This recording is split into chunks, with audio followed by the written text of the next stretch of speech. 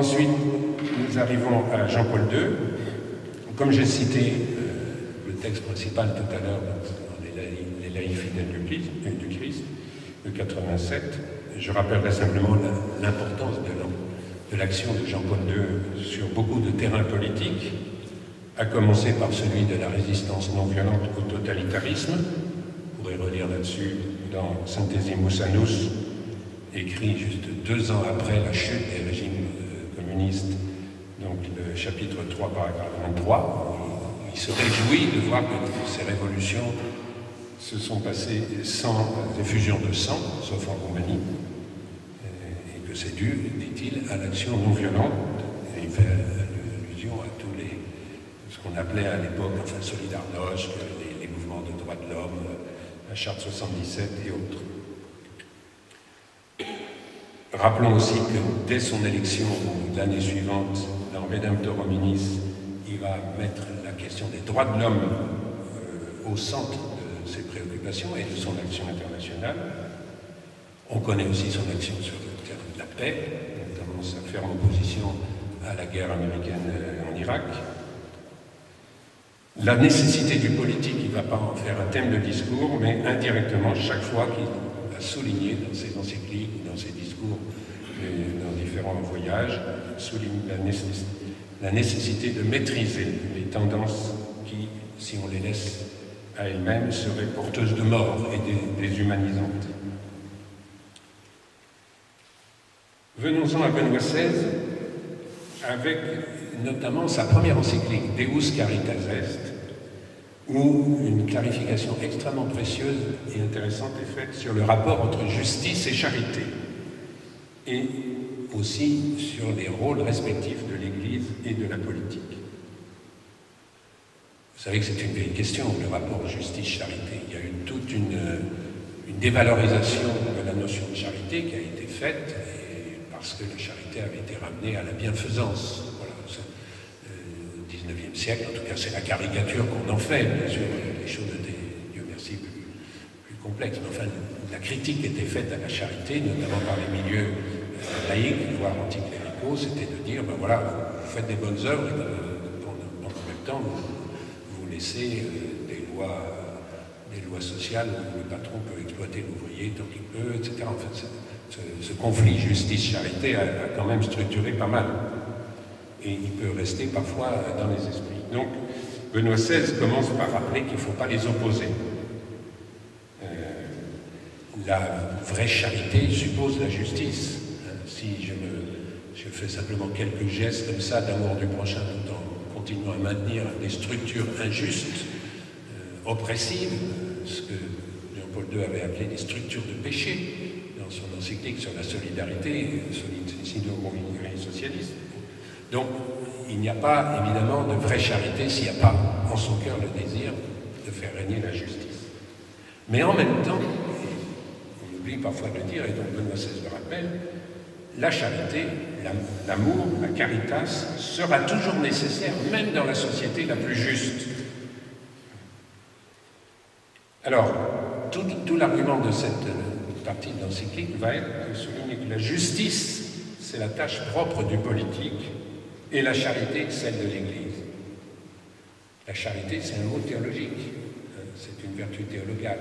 Donc, l'Église, c'est vraiment la charité qui inclut la justice, mais c'est son spécifique. Alors, c'est vrai qu'à une première lecture, on a pu avoir l'impression que, sur ce point, le pape reculait par rapport à ses prédécesseurs, notamment la phrase de Pie XI que je vous avais citée sur la charité politique, que ne reprend pas Benoît XVI. Mais il emprunte au catéchisme de l'Église le terme de charité sociale. Et quand on sait que le social implique aussi tout ce qui est de l'ordre des institutions, finalement, le monde politique n'est pas loin. Alors, qu'est-ce qu'il va dire? Il réaffirme très clairement que l'Église ne peut ni ne doit rester à l'écart dans la lutte pour la justice. Donc, le cœur de métier de l'Église, c'est la charité, mais tout ce qui concerne la justice l'intéresse, parce que ça fait partie de la charité, et l'Église ne peut pas rester à l'écart dans la lutte pour la justice. Vous voyez, l'aspect conflictuel est présent. La justice, elle ne se fait pas toute seule, simplement autour d'une table à raisonner. Il y a des rapports de force. Et cette lutte, c'est précisément celle qui relève du politique. Donc, dans cette lutte, le chrétien rejoint tous les hommes de bonne volonté. La charité est vraiment le propre du message évangélique, mais elle pousse les chrétiens à s'engager dans une tâche qui ne leur est pas propre, une tâche qui relève de l'éthique et qui doit mobiliser tout homme, croyant ou non, faire la justice. Voilà la formule la plus nette pour résumer sa pensée. La société juste ne peut être l'œuvre de l'Église, mais elle doit être réalisée par le politique. Alors on va se dire, oui, mais alors si c'est le politique qui va faire, en quoi l'Église y participe à cette lutte pour la justice? D'autant que l'Église respecte l'autonomie des réalités terrestres, autre notion très importante qui se trouve dans le Concile de Vatican II. Elle respecte l'autonomie des réalités terrestres, c'est-à-dire, de même qu'il n'y a pas de mathématiques chrétiennes ou de physique chrétienne, il n'y a pas de politique chrétienne. Il n'y a pas de sociologie chrétienne. Voilà. Il y a une autonomie des réalités chrétiennes, des réalités terrestres, et les chrétiens qui veulent être actifs et efficaces dans ces domaines-là, ils doivent acquérir les compétences de tout le monde. Ils n'ont pas à faire des petits cours de sciences politiques à côté des autres. Voilà. Il y a une autonomie des réalités terrestres. Bon. Donc, l'Église respecte l'autonomie des réalités terrestres, elle refuse de se mettre à la place de l'État. Et donc, en quoi l'Église participe à la lutte pour la justice? Eh bien, Benoît XVI répond en disant par 4 contributions importantes. D'abord, elle propose sa doctrine sociale, qui est accessible à tous, puisqu'elle argumente à partir de la raison et du droit naturel.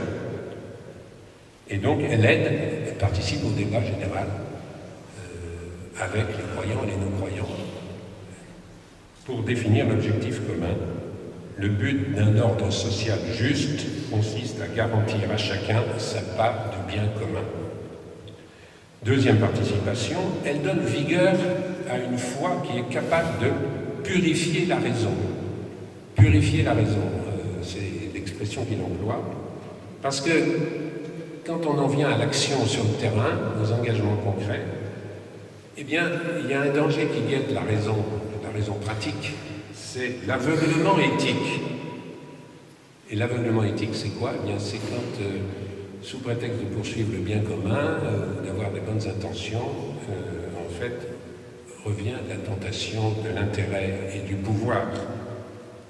Et à ce moment-là, la référence à l'Évangile, la référence au message chrétien, va aider à se garder de cette tentation. La foi, fondée dans une vraie rencontre avec le Dieu vivant, peut libérer la raison de ses aveuglements. Elle aide l'acteur politique à rester lucide sur ce qui pourrait cacher la poursuite d'intérêt ou de puissance, même dans un programme qui vise à réaliser la justice. Troisième contribution, l'Église protège contre l'idéologie du tout politique. L'expérience de l'immensité des besoins peut nous pousser vers l'idéologie qui prétend faire maintenant ce que Dieu, en gouvernant le monde, n'obtient pas, à ce qu'il semble, la solution universelle de tous les problèmes. Je ne sais pas si vous goûtez l'humour de cette phrase. Voilà. Même Dieu, en gouvernant le monde, n'obtient pas la solution universelle de tous les problèmes. Alors, à plus forte raison, l'idéologie qui prétend pouvoir résoudre tous les problèmes du monde, c'est une idolâtrie contre laquelle la foi nous protège. Et enfin, elle forme les consciences des laïcs chrétiens à qui incombe d'agir pour un ordre juste dans la société, en coopérant avec les autres citoyens. Elle ne leur dit pas ce qu'il faut faire, ça ce serait le cléricalisme, mais elle réveille leur force spirituelle pour affronter les luttes, pour les pousser au renoncement parfois nécessaire, du fait que leur action devra toujours viser les véritables exigences de la justice, même si cela est en opposition avec les situations d'intérêt personnel. Ça, c'est un thème qui revient assez souvent aussi dans d'autres documents. Quand vous vous engagez en politique, ou même simplement quand vous votez, vous ne devez pas prendre en considération le résultat qui sera le mieux pour vous, pour votre classe sociale, pour votre idéologie, pour votre famille, je ne sais pas quoi. Seule la considération du bien commun doit vous mouvoir.